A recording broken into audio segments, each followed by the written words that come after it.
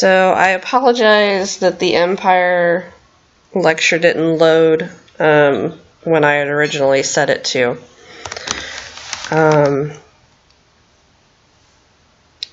So I'll try to get through this as quickly as possible so that you guys have it.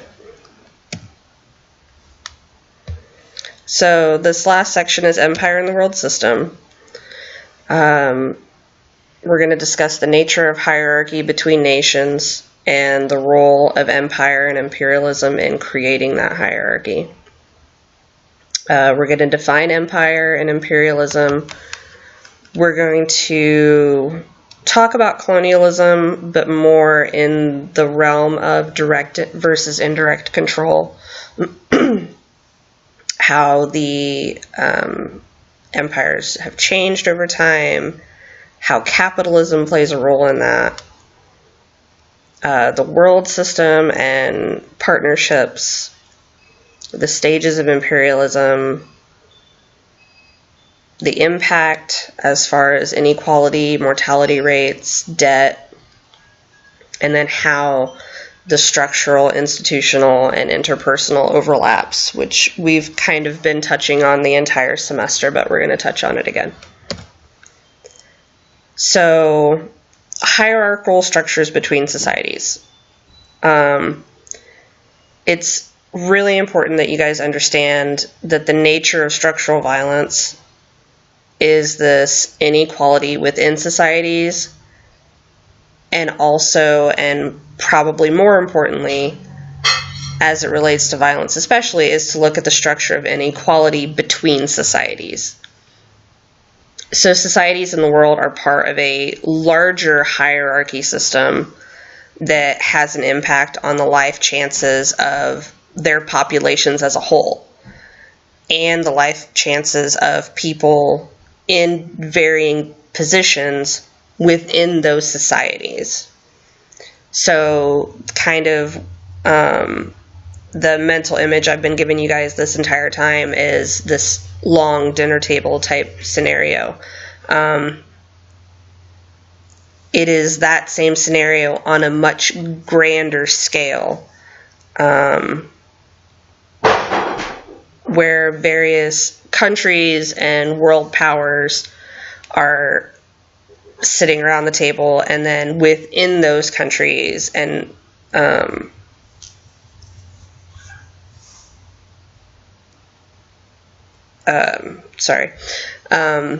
there are these other varying tables within them.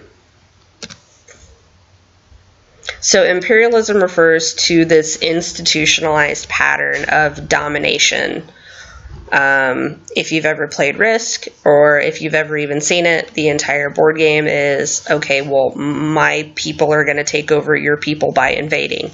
That is imperialism. That is the basis of hierarchies on a global scale. These patterns of domination can be multipolar or unipolar. It's not an either or as long, it's more of like a continuum of power. We are currently living in a more unipolar world than over the past several millennia. We are in a very unique position in that we are learning about imperialism through the lens of this dominating power. If we were on the opposite end and we were one of the third world countries that the U.S. had used as a military base or a trading post or something like that, we would be discussing imperialism in a very, very different way. And odds are we wouldn't be discussing it at all, because there would probably be rules related to doing so. So that's important to keep in mind, using your sociological imagination to kind of remember where your place is in this discussion. The intersection of the institutional and the structural acts to create, maintain, and change the nature of the hierarchy between nations and empires. This is especially true for state, economic, religious violence.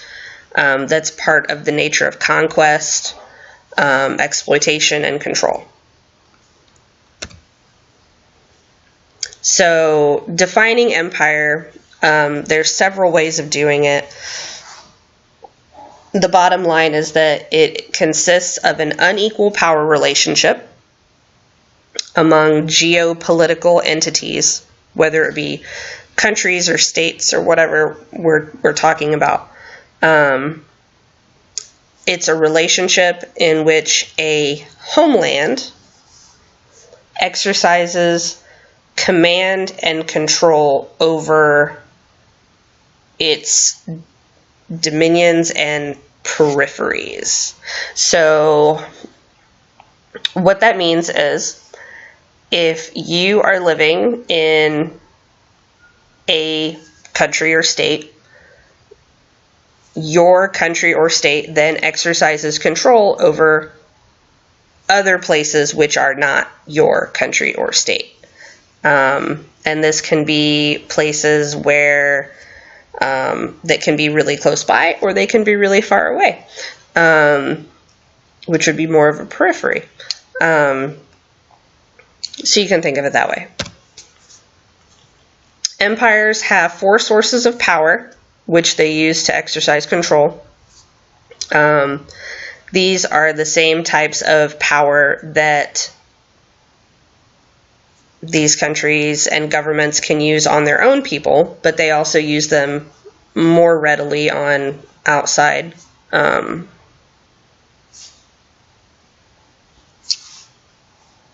peripheral dominated countries.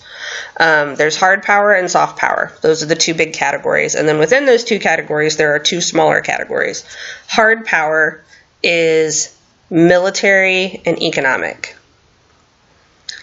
Hard power is the forceful stuff. These are acts of war. These are economic sanctions. These are things that really hit hard. If you've been watching the news lately, there's been tons going on as far as economic control, placing sanctions on countries that are not necessarily following what the U.S. would like them to do. There's instances of military action, more so recently here economic though. Soft forms, these are more coercive. They're kind of a sneaky form of power where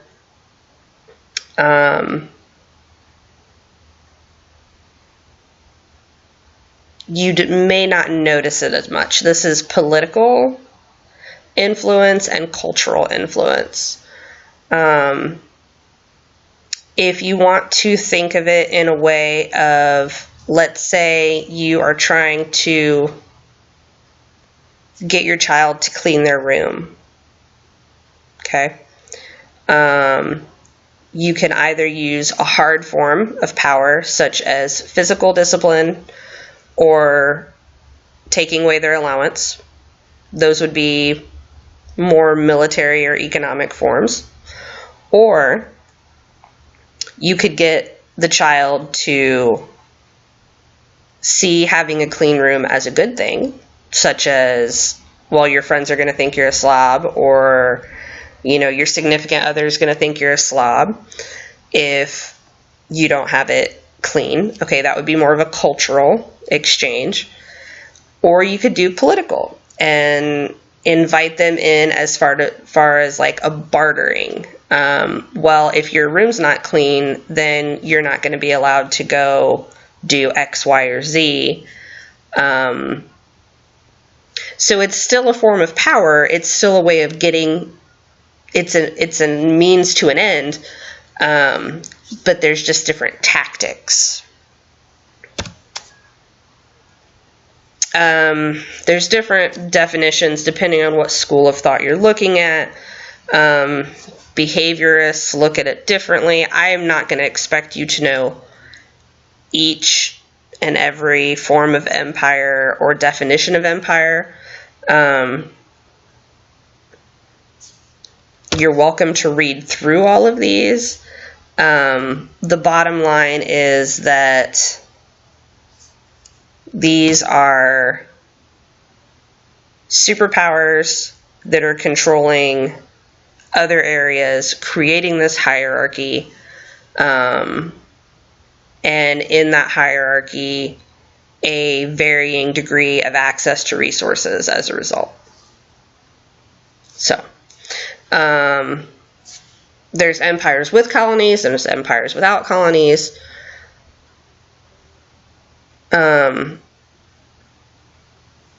Colonial empire is kind of historically what we think of. We don't really do colonies. We do have some, but we do kind of indirect. Usually early on in the history of empires, had colonies in the early stages, but then as they expand, such as the case with the Roman Empire, European empires, they became dependent on independent rule or indirect rule as they expand. So there's not a lot of colonies stationed places to kind of enforce that. Powerful states usually use a mix of imperialist and colonial strategies. Whether it's an informal or a formal empire, a lot of people would deny that the U.S. is an empire. Nobody really wants to admit that they're the bad guy, I guess.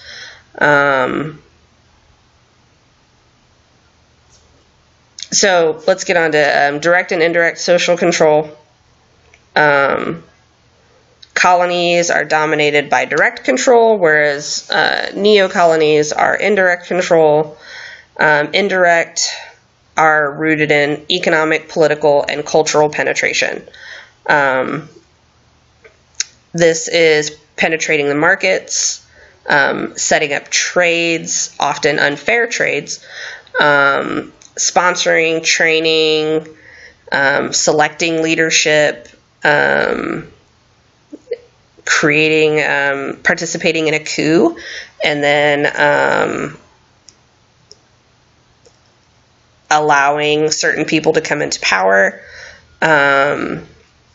using media, ideology, religion. These are all forms of cultural control also. And then, of course, military. This is funding, training the military, and being involved that way. However, where and when indirect methods are necessary, the military of the center unit, whatever that entity may be, is always ready to intervene when these other aspects fail. So when cultural control doesn't work, and political control doesn't work, and economic control doesn't work, the military is always on the back burner, ready to go. So here's kind of a footprint of where the U.S. military is. Obviously, this is incredibly up to flex. So these things change year to year.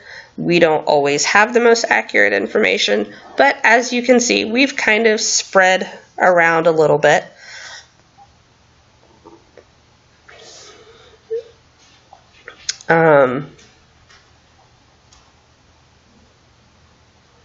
So neo-colonial refers to colonial control that's indirect of a quote-unquote sovereign nation.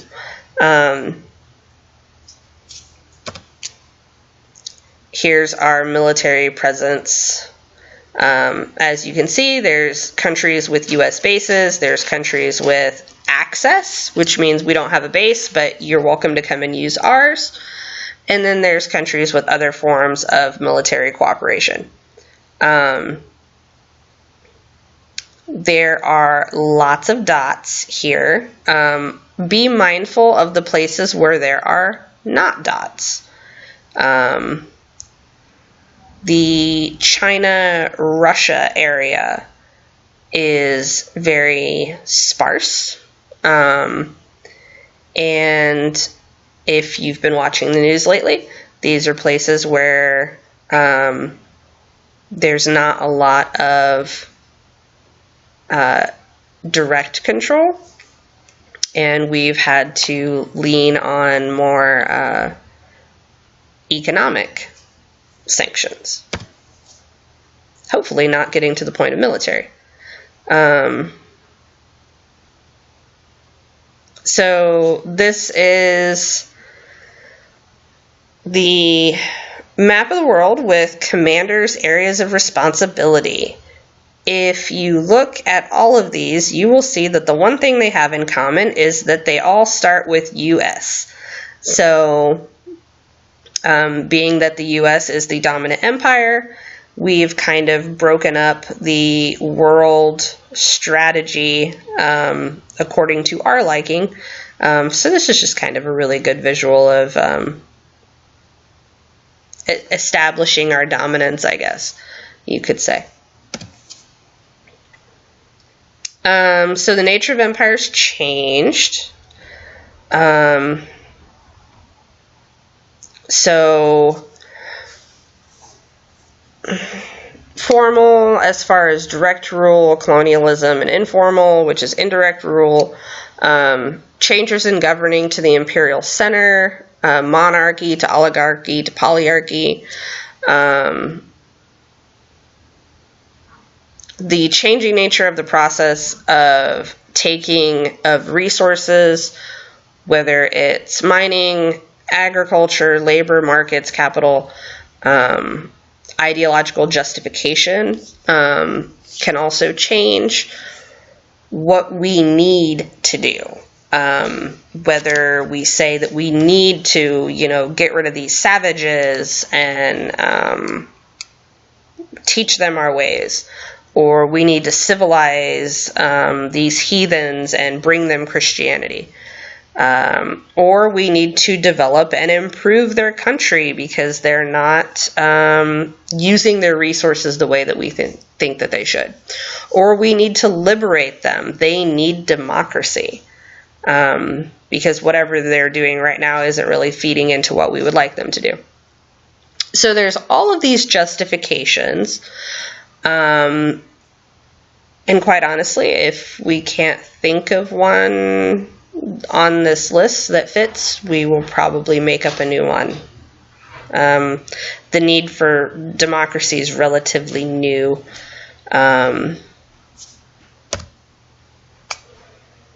So here's another visual of the post-World War II. You can see the core, which is the orange part. This is the U.S. Stronghold, you can say.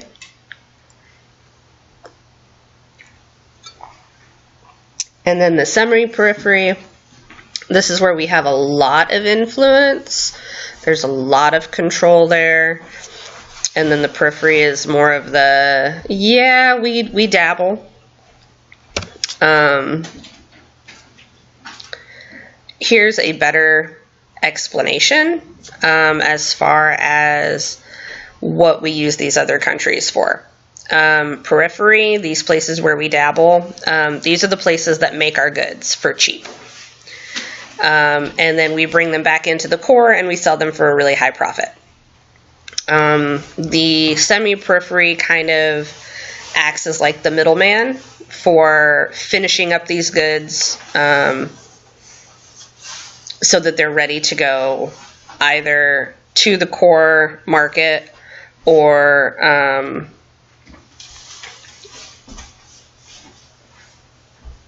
transition in through the core.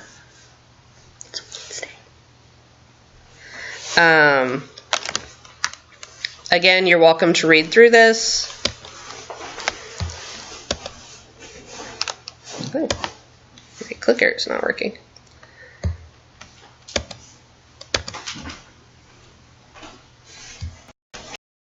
Okay, so there's partnership empires. This is an unequal partnership between countries at the center.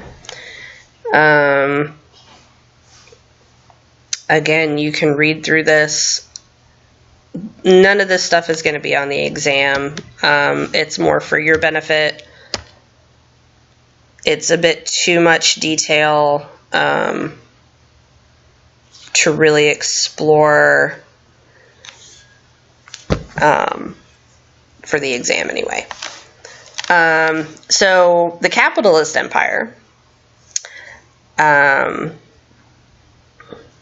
this is kind of more of a modern day thing. The study of capitalism as a world system is imperialism in empires, where it's defined in terms of control and dominance by developed over less developed societies. So this is first world versus third world.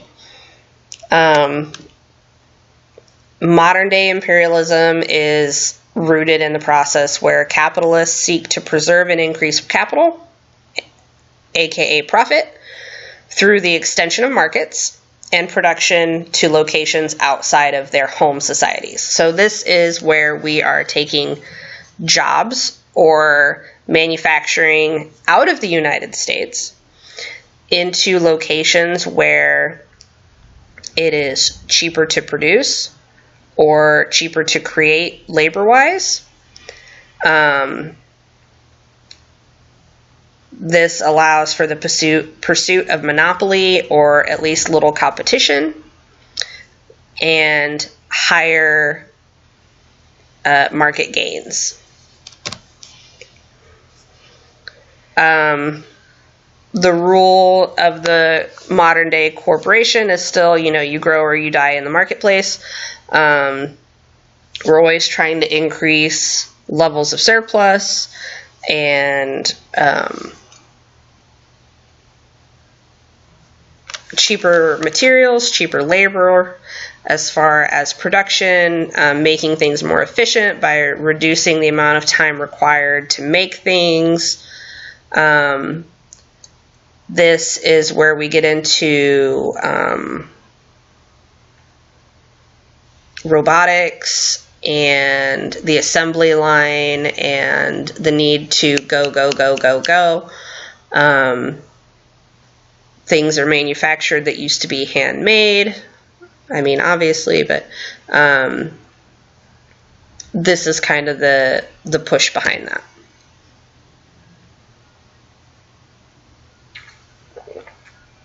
So there's 3 stages of imperialism.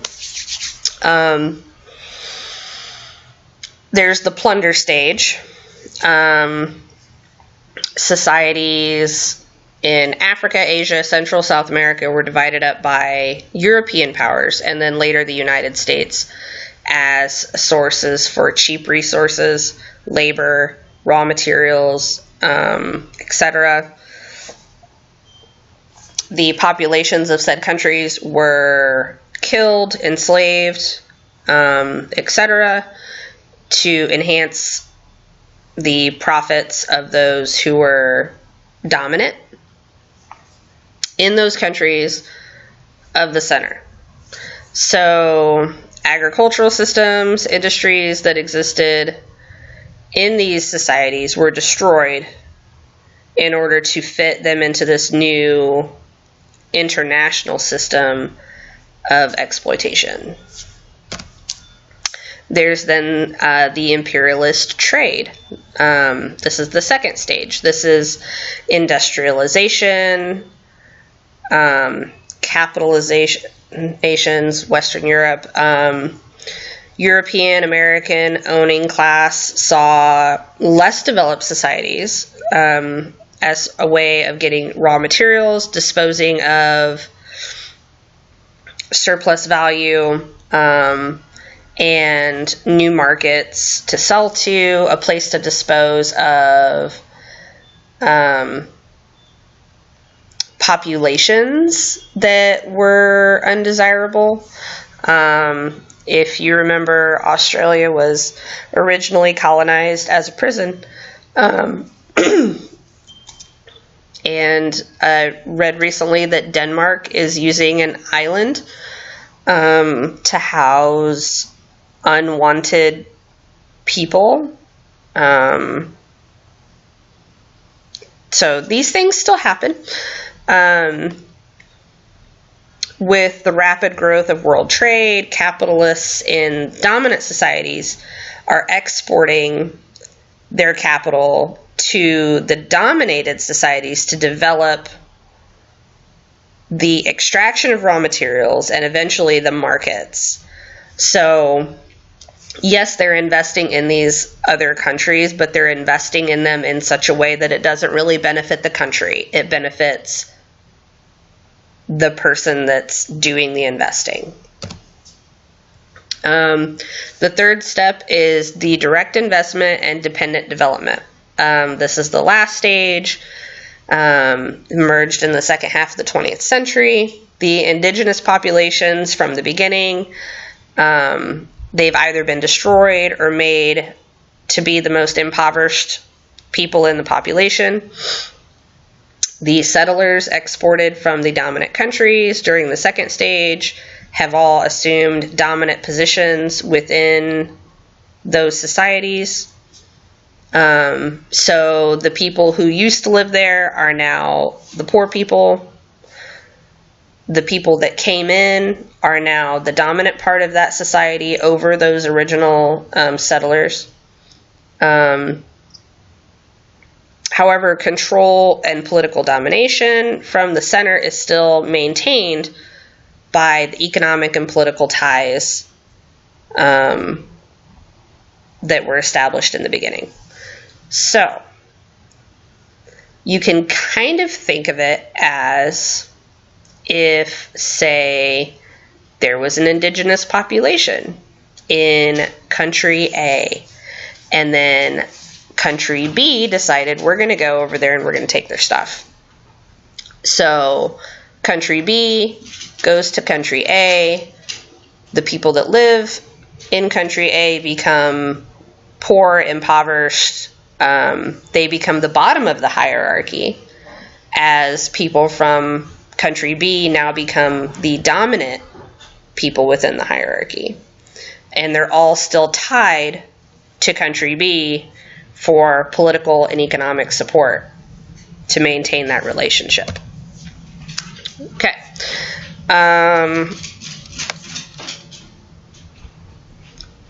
So the colonial structures from before have been replaced by neo-colonial structures, capitalist penetration by corporations, direct political domination by the powers is replaced by covert political domination.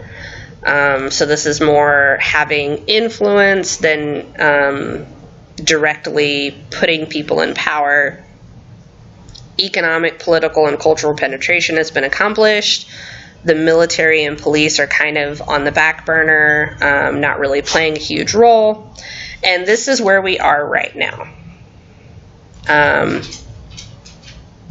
This is where the U.S. sits. This is the current stage of the American Empire.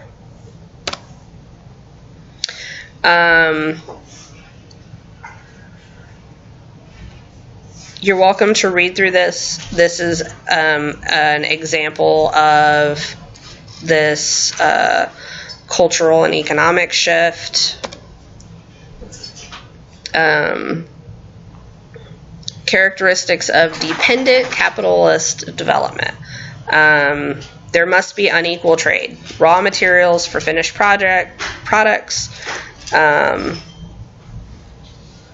The economy in the dominated country is geared principally to the needs of the world market, not to what's best for the person in that dominated country. There's an unequal capital flow, and that restricts the development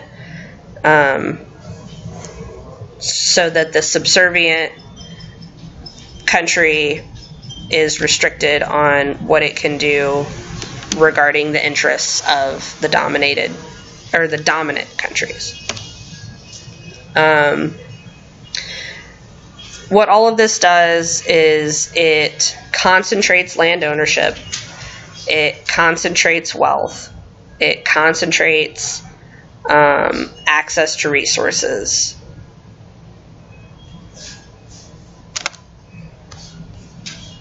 Again, you're welcome to read through this stuff in more detail if you'd like.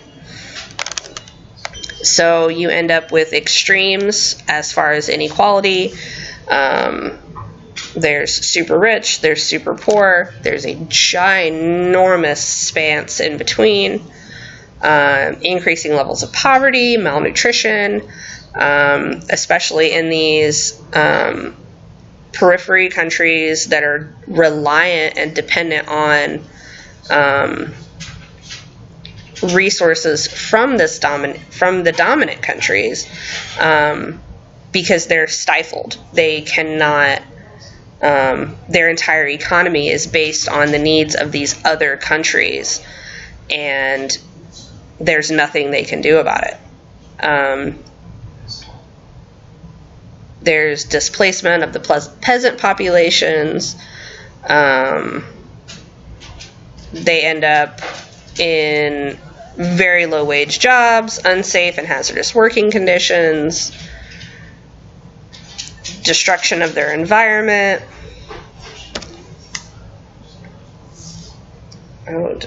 Here's the tables. Okay.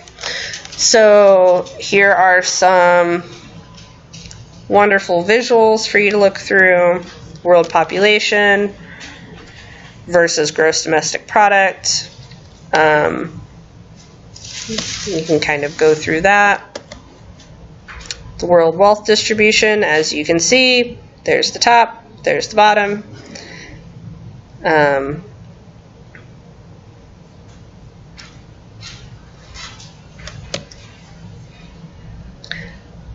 This is the wealth distribution as you can compared to the picture earlier of the empire core versus the periphery, and you can kind of see where the money's at. It's in the core countries versus the other. Again, world population versus wealth.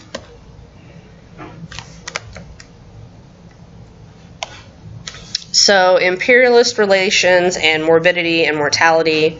As we talked about in previous lectures, the HDI, the Human Development Index, mortality rates, rates of disease, especially those which would be curable, in the imperial center are in pandemic proportions in the periphery. So this is where we get that the violence that comes from this empire structure. The countries that are being dominated by the empire are the ones that are left with the issues related to human development, morbidity, mortality.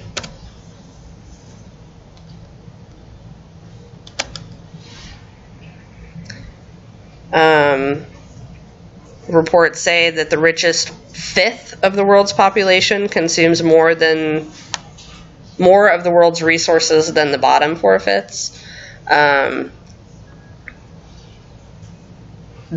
people are in the center of the empire are dying from overconsumption, where in the periphery they die from disease and malnutrition and starvation.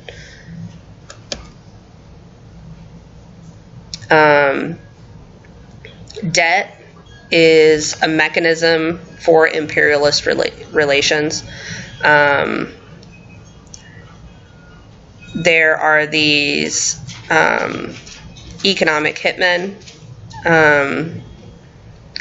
They go on behalf of a development agency. They sell these development projects to poor countries, and then use that debt as a way of coming in and penetrating the economy and stuff like that.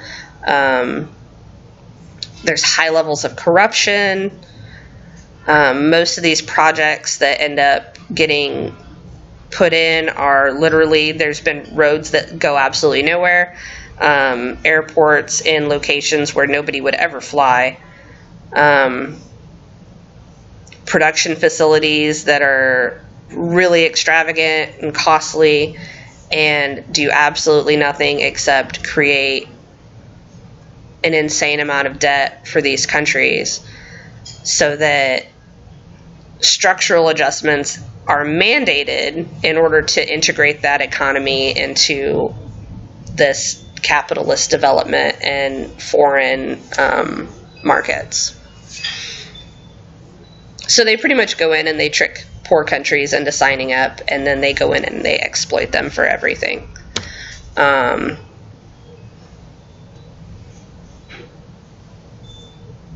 So conditions for repaying the debt worsens the life chances of the poor people there.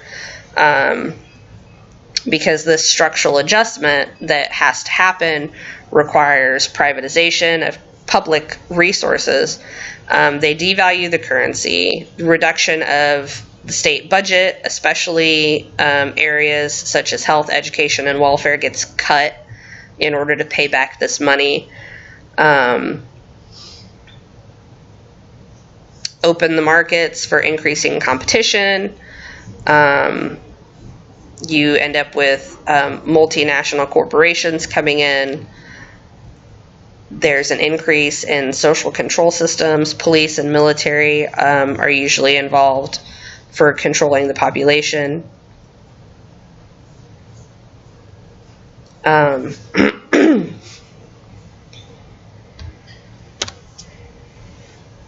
So famine. This is a man-made problem. It's not a product of environmental disasters, and it is not a result of overpopulation. Famine is a result of extreme inequality in ownership and control over food production in a society and in the world as a whole.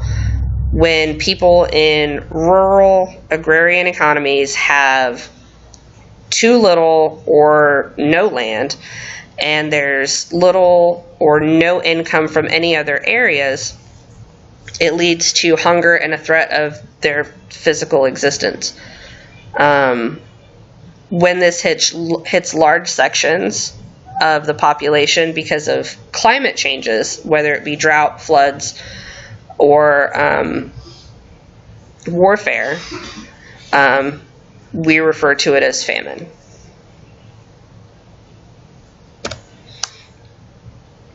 So, interpersonal structural violence.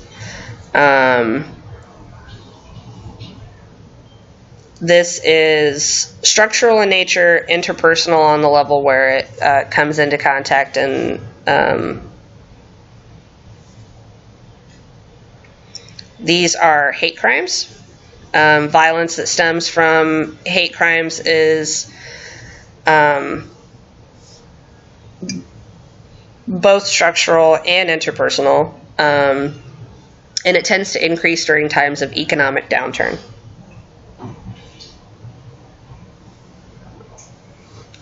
Targets are generally ethnic minorities, non-heterosexuals, poor, and women.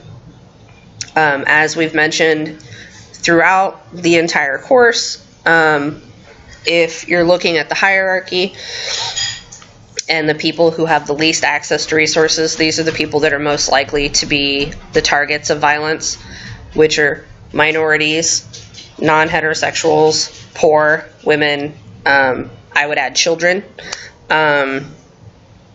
Rape is also another form of interpersonal violence that can be structural, since the vast majority of victims are female.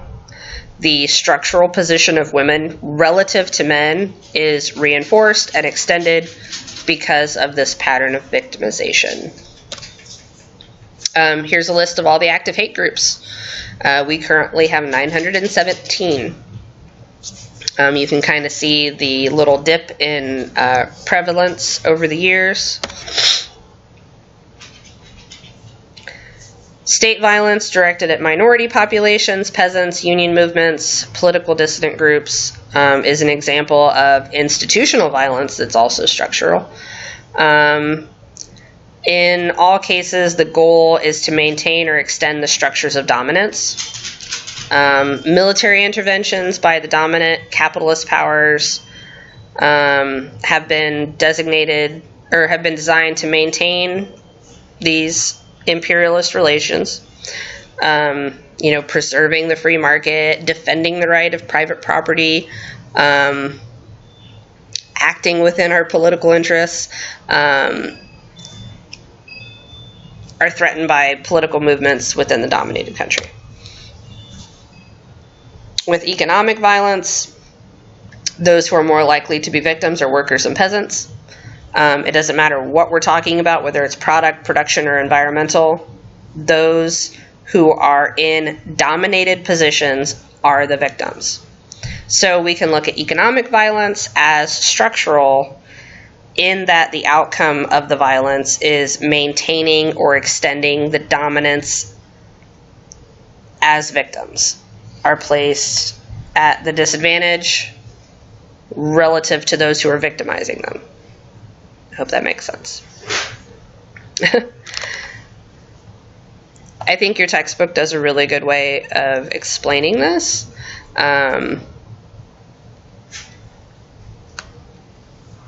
I know some people really enjoy the lectures though. So,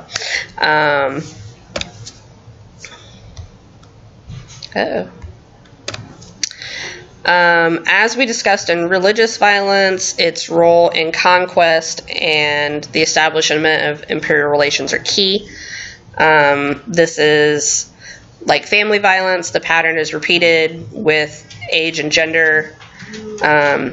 As institutions function to reproduce the systems of stratification that form this foundation, the violence that stems from them is most likely to be structural as well.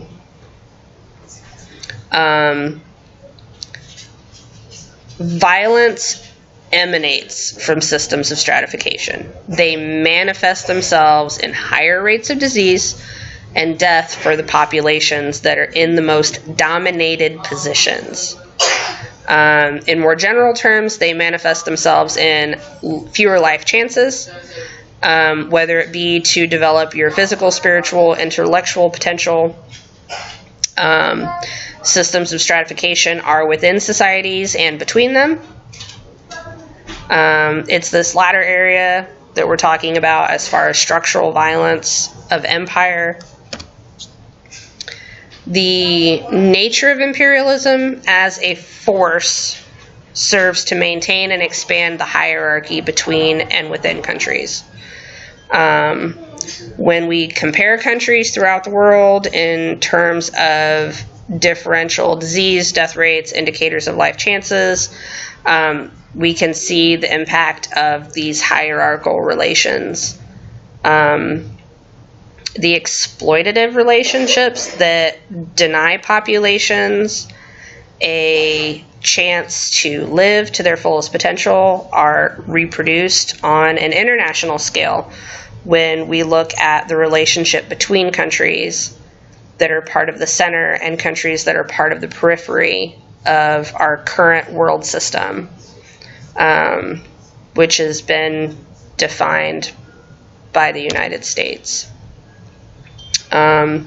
Structural violence is the most powerful and devastating form of violence in as far as scale and scope. It is also the most invisible. It is the violence of everyday life that we take for granted, and it's just part of the background. The ideologies that we are taught to interpret the world don't describe them as violence. You really have to be willing to look at them objectively and examine, okay, what's really happening here in order to be able to put a face on it. Structural violence also acts with the institutional violence, and that helps to keep it invisible. If we're looking at state violence, the use of the death penalty, who's most likely to be executed? What about economic, religious, family? Who are likely to be the victims? So that is all I have for Empire. As always, if you have questions, you're welcome to post them on the discussion board.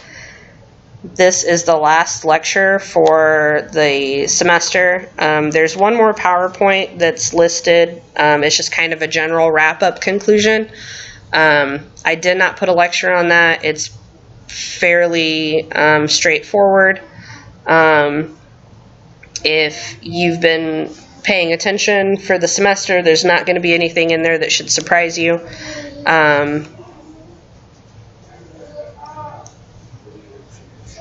So, best of luck on finals, whether it be mine or anyone else's. And I hope you've enjoyed the class and learned something.